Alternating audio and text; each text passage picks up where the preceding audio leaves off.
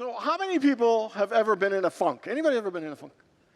Anybody ever felt overwhelmed by the amount of things you needed to get done?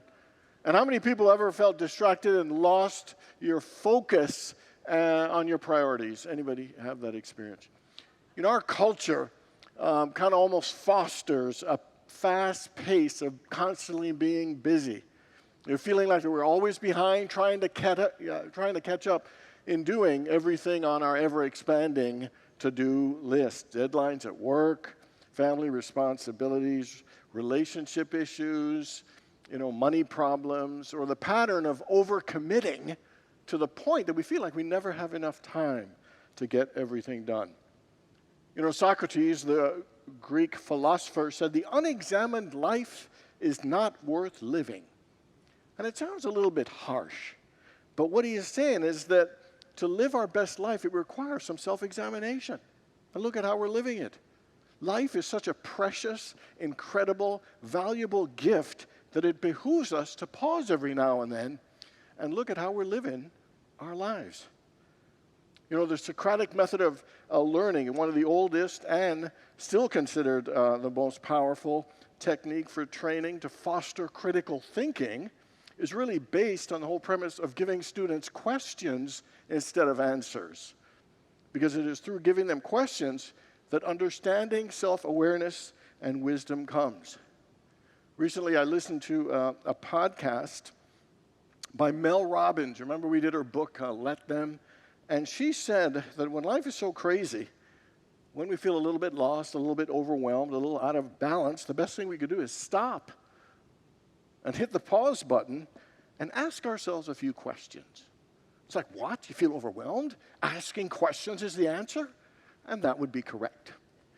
Because questions are the catalyst for new knowledge, for self-discovery, and deeper insights. Because life really can distract us. It can almost hijack our attention and energy. And questions have a way of bringing us back to a level of awareness and a level of understanding.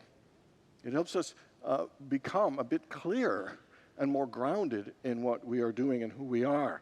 So this morning, we're going to look at 5 important, powerful questions we can ask ourselves to help renew us and renew our focus when we are stuck. And so the first question is, how are you really doing right now? And before you think of your answer, just let's pass by the usual, I'm good, I'm great, I'm fabulous, I'm just getting better and better, although that's a good affirmation to use. And let's slow it down a bit. Everyone take a deep breath and ask it to yourself slowly. How am I really doing right now? And maybe how you're really doing is that you're really tired. Maybe you're overwhelmed. Maybe you're excited. Maybe you're content. Maybe you're hurting. Maybe you're anxious. Maybe you're grieving. Maybe you're on top of the world. Maybe you're having a great hair day. Maybe you're feeling restless. Maybe you're feeling unsettled. Whatever it is that you're feeling, are you willing and able to acknowledge how you're doing right now to yourself? Without judging it, without hating it, without pretending to be otherwise or trying to fix it, can you just accept and be okay with where you are at right at this moment? So what are you feeling? What are you experiencing in this moment at this time in your life? And the good thing and important thing to remember is there's no wrong answer. It's just about telling yourself the truth. It's just about being honest and allowing yourself to be aware of where you really are. And the fact is, we're all going through a lot. Life is not easy. The comedian Tom Papa says it's hard being human if you even just look at how much work it takes to take care of ourselves. All the brushing, all the washing, the wiping, the eating, the dressing, the undressing, the planning, the canceling. There's a lot of work involved just to be a human being. So it's not surprising that we get a bit overwhelmed from time to time. But it's important for us to be honest with ourselves in how we're doing in those moments. Because when we are not honest, we are disconnected and not in touch with what's really going on with us, not even in touch with what we're actually even feeling. And when we're not connected and we're not in touch, we're on autopilot, acting stressed and maxed out all the time. You know, Dr. Lisa DeMoore, a clinical psychologist, said that everyone has a tough life and everyone is being overwhelmed from time to time, whether you're a teenager, adult, a parent, or if you're single.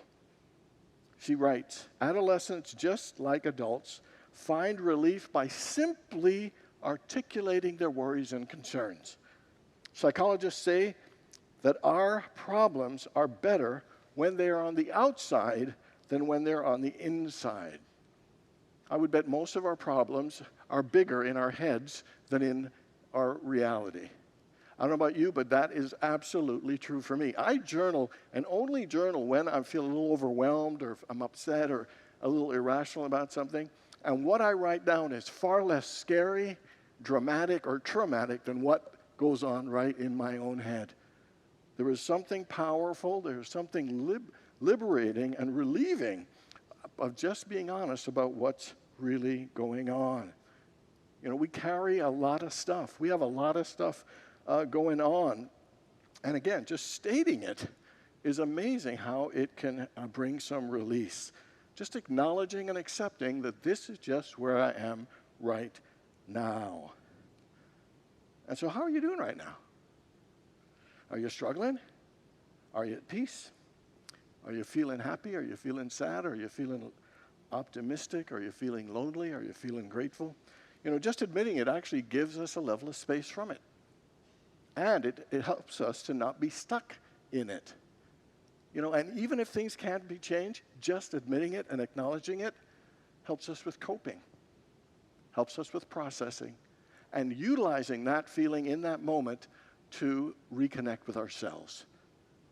You know, acknowledging requires the following: awareness, honesty, and acceptance, which leads us into something we all need more of, and that's self-compassion. To have compassion for ourselves and all the things that we are going through is an important thing. You know, the more that we're honest with ourselves, it helps us get to know ourselves. It helps us to be more present, and it allows the moment to be easier, which helps us to make wiser and better choices to move out and to move on to different situations and experiences. And so, if you're having a tough time, if you're feeling a little bit overwhelmed, one of the best things you can do is just pause and ask yourself the question, how am I really doing right now? The second question to ask is, who is someone you've spent time with lately, and who do you wish you could spend more time with? And so this is an important thing. Who have you been spending more time with? Who are the people you spend the most time with? And who are some people you would like to be spending some time with? This is an important question because it's about one of the most important things in life, and that is relationships. There's a study done that says the greatest predictor of your health and happiness over time is your relationships. The quality of our lives are directly related to the quality of our relationships. So who are you spending the most time with? Who are the people that you value enough that you give them time in your life? Who are the ones that believe in you and support you and see the very best in you? Who are the ones that make you feel safe? Who are the ones that you smile just thinking about them and laugh when you are with them? Because these are the people you want to continue nurturing and making a priority of keeping them in your life by giving time. And one of the interesting things is every single one of us has a variety of relationships and a variety of ways of staying in touch and connected in our relationships. Some are face-to-face and in person. Some relationships are more about phone calls or texts or cards. You know, some are about meeting for coffee or going on a trip or watching a game together. You know, my family, we have a WhatsApp, and we're in touch with each other. They're mainly in Canada, but we daily connect with each other. I've got guys I play cards with. I only see them once a month. And I have a friend, I see him once a year. I mean, and in all of those ranges and our different ways and forms we have to connect and nurture our relationships and our level of closeness and oneness. And it's good and important for us to all know who our inner circle is. Who are the people we value and treasure the most in our lives? Because the truth is, we only get a limited time. And as we get older, life becomes more precious. And who we choose, of who we invest our time with, becomes even more valuable and more important. And you lay that on the circumstances. It says, studies show that as we get older, we have less and less friends, that it is an important thing for us to think about. Who am I spending time with? How am I keeping my current relationships, but how am I developing and expanding my relationships as well? And when it comes to relationships and spending time with people, we also have to look at who am I giving time to that may not be the healthiest relationship or the healthiest way to spend my time with. Sometimes there are people in our lives that kind of drain our energy, that can be a little bit negative. And we have to ask, is this the right way for me to invest my time and energy? And I know the dynamics and the complexities of families and all kinds of different things, but it's an important thing we all need to think of. So in summary, the three things are, who are you spending time with? Do you enjoy that you want to keep nurturing those relationships and stay connected? Who are the ones that it's time to release or limit or cut those times because they're not helping your peace and happiness? And finally, who do you want to spend time with? Or who do you want to open space in your life to attract and spend more quality time with? Again, the greatest indicator of our happiness and health over time is our relationships. So who you choose, who we all choose to spend our time with or not spend our time with, is a vital element to live and enjoy our very best life. Powerful question. Who are you spending time with? And who would you like to spend more time with? Third one is, what have you done recently that brought you joy, and how can you do more of it? So what has brought you joy more? What has brought you joy more? What has brought you joy recently, and what would you like? What could you do to have more of it? Recently, I did a couple of things. One of them was I took a painting class, 6-week painting class. I don't really think I'm very good at painting. I would have never thought of it, but a friend was doing it and said, hey, you want to come with? So I decided to go with. And so for 6 weeks, it was a watercolor class, learned how to mix paints and work with different sizes of brushes, learned how to draw a tree, and it was really, really cool. And I looked at it and I thought, this is horrible. And she said to me, don't worry, it'll look better next week. And so I looked at it, and then I also noticed it looks better the further away that I hold it. So I'm thinking in about a month, if I put it across in my neighbor's yard and look at it, we're going to look pretty good, pretty good. Well, I'll tell you, it was challenging, and it was interesting, and it was so much fun that we actually got little booklets to show how to practice different techniques and how to mix different colors. And I know at some point I want to take another 6-week class. But what was really extra cool about it, it really had me appreciate art that's been sitting in my office, on the wall, and at my house. I look at it now, it's like, I can appreciate the perspective and where the light falls and where the shadows are and the different sizes of the branches of the trees. It was like, it has been such a cool thing. It has brought me a lot of joy. Second thing is, I started bowling, and I took a bowling lesson. And I'll tell you, most of the balls go in the gutter than on the lane, but it's been a lot of fun. And I feel so excited about it. I am going to get better. And in February, I'm joining a bowling league, but I need some practice first. And so both of these have brought me a lot of joy. They've been a lot of fun. It's been a challenge. It's been nice to try something kind of different. And I notice it has really sparked that childlike joy in me. I feel like a kid when I'm doing these things. And you remember the scripture when Jesus said, to enter the kingdom of heaven, we must become as a child. To get back to that pure, innocent, joyful, playful nature that is in each and every one of us. Life is serious and it's tough, but we can't overlook fun. We can't overlook laughter. We can't overlook silliness and being playful. So my question for you is, what brings you joy? What makes you feel like a child and laugh and play and feel good? And maybe you could go dancing. Maybe you could host a game night. Maybe join a book club. Maybe go sing karaoke.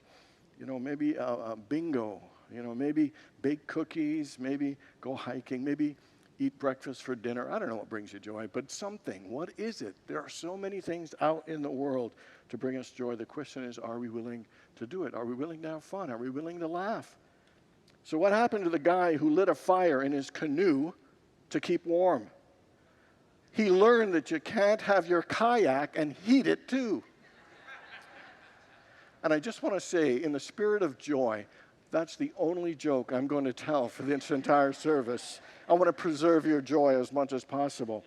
There are a lot of fun things that we can do in life to bring out our joy, but the true joy comes from within. By knowing the Spirit and the love and the presence of God, that's sourced from whom all things are created, that is within us, that is where everlasting joy really, really happens. And to know that connection should bring a smile to all of our faces. Every day, we should want to meditate and feel more consciously that true connection and connect with the spirit of who we are. And our spirit is of peace, love, and joy. And to immerse your heart and your mind and spirit to feel peace, to feel love, and to feel joy is a powerful thing, because for us to have joy on the outside, first we need to have joy on the inside.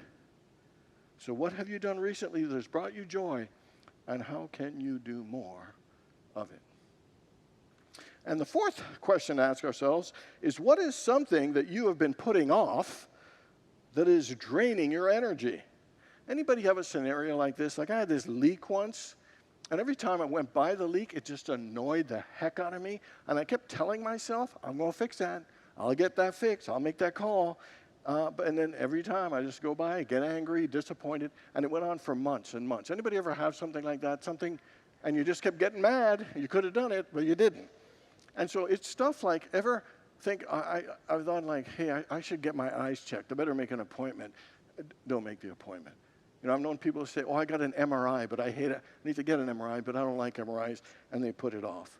Whether it's a difficult conversation or a tough decision, it's amazing how we avoid and procrastinate on doing things that are important. Maybe a family issue we haven't been honest and addressed. Maybe it's cleaning out your garage. Here are a couple of mine.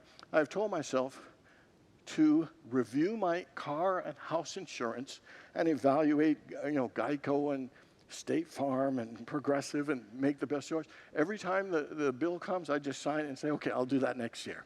I'll review it next year. Another one is I've been telling myself I'm going to do my will. Going to do my will. Years have passed. I've done an action here or there. But anybody relate to this at all? Procrastinating and putting things off. It is stunning. We all have so many things that are good and important for us to do. It's stunning, our level of procrastination. There's a podcast called How Long Does It Take? And it said in this that most of the things that we put off take only 5 minutes to do. Can you believe that? 5 minutes. And we're moaning and whining and causing ourselves frustration by just not doing it and putting it off. They said that the majority of things, even the big ones, could take less than an hour if we would just do it. Tell me if these words of the Apostle Paul don't ring true a little bit for you. My own behavior baffles me. I find myself doing things I know I should not do and not doing things I know I should. Anybody relate? And the question is, why do we seem to undermine our own success? Why does it seem we kind of sabotage and limit ourselves for doing things that will help us and make our lives better and better? Maybe it's a lack of worthiness. Maybe it's laziness. Maybe it's a lack of priorities. Maybe it's a lack of discipline. But one thing for sure is, it could be all those. One thing is, we got to take action. Like Nike said, just do it. As Larry the Cable Guy says, get her done. Take care of business. Take the plunge. Get cracking. Get the show on the road. We got a whole bunch of different ways we can say it. But I want to distinguish between being busy and effectively doing the right and best things. And I think that's where it comes to. We got to realize, what is an important thing for me to do, and just do it. Yes, you'll complain, you'll whine, you'll moan, but after it, we are all going to feel a lot better. Even Scripture says faith without works is dead. At some point, action has to be a part of it. Whether you like it or not, it's the action. And through that action, things begin to change, move, transform, and improve. Final question is, what is a thing you can try during the week? What is a new thing you can try during the week? We all have a pattern of work during the week and rest and play on the weekend, but often on weekend, things get busy, you got laundry, take care of the pets, something happened at home, you got a flat tire. Next thing you know, there was no play on the weekend and right back to work. You know, and so my question is, what could you try that's new that you could do during the week? Again, dance class, cooking class, yoga class, pottery class. You know, somebody was talking to me the other day of joining a Toastmaster group, maybe attending a lecture at the local library. You know, and again, maybe a book club. There are all kinds of things that we can be out there doing. And you get bonus points if you take a friend with you. You get another bonus point if you meet a friend. And you get an even bigger bonus point if you do something that you're not good at. Like you're not good at singing, you're not good at playing music, and actually taking lessons in those areas or languages as well. You know, there are benefits to doing something new during the week. The first one is it helps you stop working. Sometimes it's easy to stay at the computer, easy to stay working, but making a commitment to do something outside actually helps us create some balance and some boundaries and infuses some joy and some fun during the work week. And then the other thing that's important and that is good about it is it really helps your brain. Studies at Oxford University show that trying new things expands our brains and helps us with aging. They did a juggling class for 6 weeks. One group did it, the other group didn't, retested at the end, and every single person in the juggling class for 6 weeks, brains grew thicker in the area of visual and spatial, the visual and spatial parts of the brain. There is something powerful about doing something new and doing it during the week. It will create balance. It will help improve our brains. It'll infuse some more fun and joy into our lives. And so my question for you is, what is something new that you'd be willing to try and do during the week? You know, questions are powerful because they help us examine and reflect upon how we're living our lives and how we would like to choose to live our lives in even greater ways. Questions are a powerful thing to do to help us stop and check in and look a little bit deeper into ourselves. Again, there are no wrong answers. Questions are there to help trigger our awareness, to help us bring clarity, to help us expand and open our minds to live a more fuller, a better, and a more engaged life. So how are you really doing right now? Who are the people that you spent time with recently, and who would you like to spend time with? What is something that you've done that has brought you joy that you can do more of? What is something you've been putting off that is draining your energy that you will do today?